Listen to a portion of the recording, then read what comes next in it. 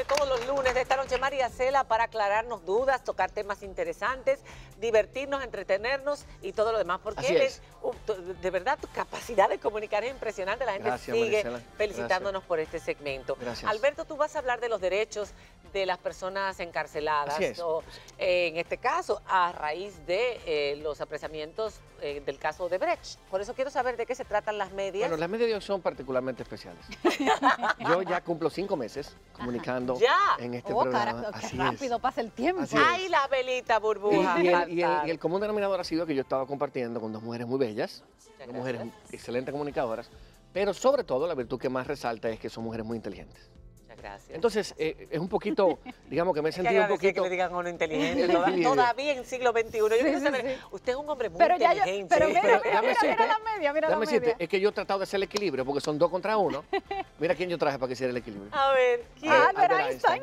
¡Ay, Dios mío! ¡Qué Entonces chula ahora están somos esas Albert medias! Einstein y yo, entonces ya Yo ahora estamos quiero nivelados. esas medias. Y además con unos lentes muy modernos, Einstein. Einstein moderno. Pero Bueno, bueno, todos estos días se ha estado hablando de los privilegios que pueden estar disfrutando los presos de Odebrecht en la cárcel de Najayo. Hoy, Monseñor Francisco Soria le decía a la prensa que no permitieron que el Patronato Nacional Penitenciario entrara a hacer una inspección de cuál era la condición real en la que ellos estaban. Entonces, eso también genera más suspicacia. sí, eso nos da una oportunidad de analizar cuáles son los derechos de la persona, en lo rápido que podamos hacer, los derechos de la persona que están recluidas o que están privadas de su libertad. Y esas personas tienen derechos desde que son detenidas. La Constitución prevé, en todo el artículo 40, que tiene que ver con la libertad personal, prevé todos los pasos que hay que tomar en cuenta para privar a una persona de su libertad.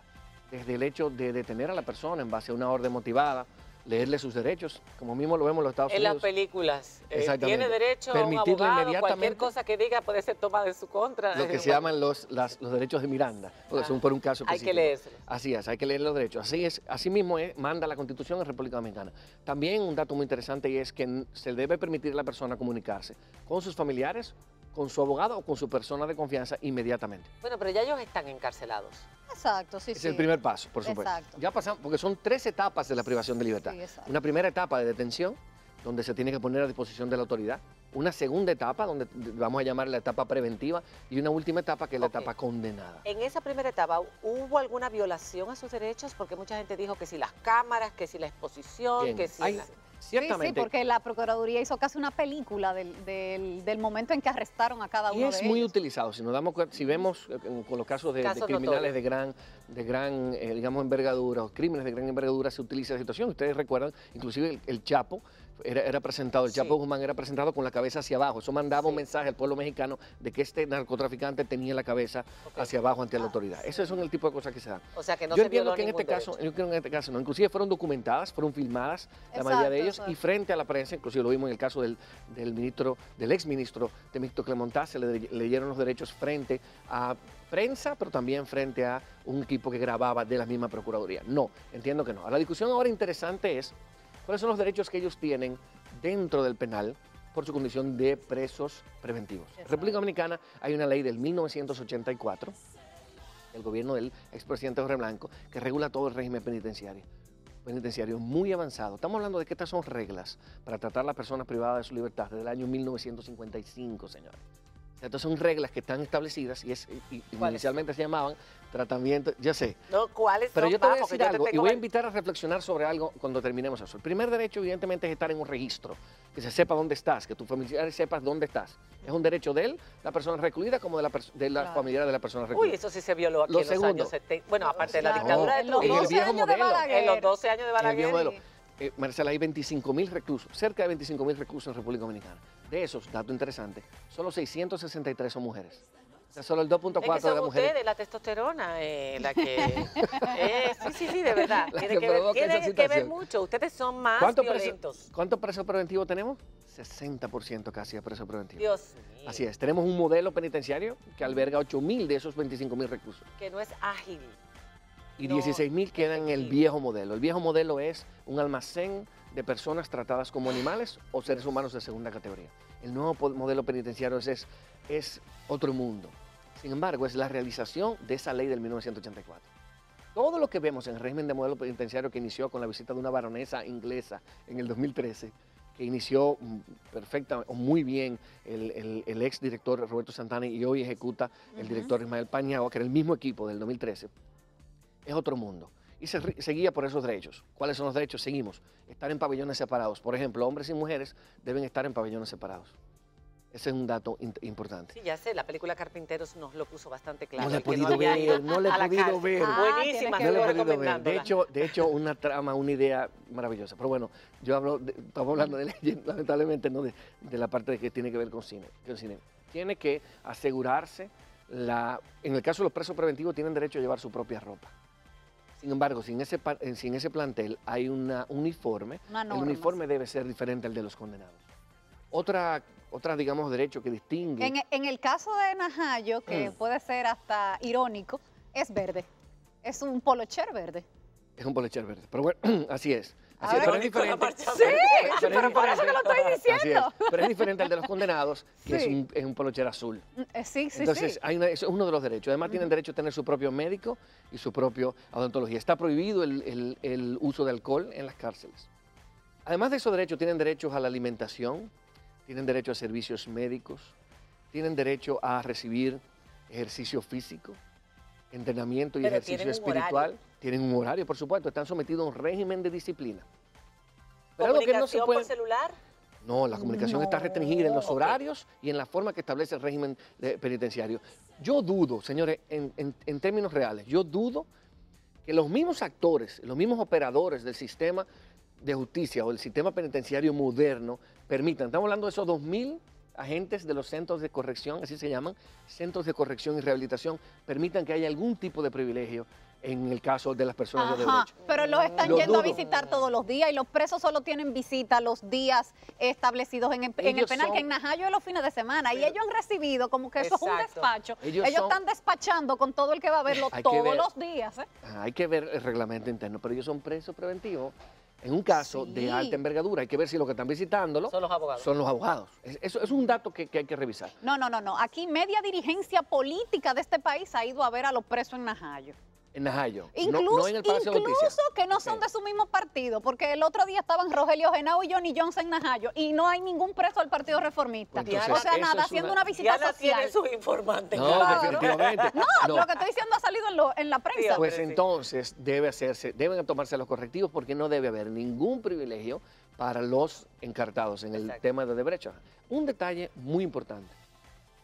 Las garantías de las personas privadas de su libertad no son garantías solamente para ellos, son derechos para ellos.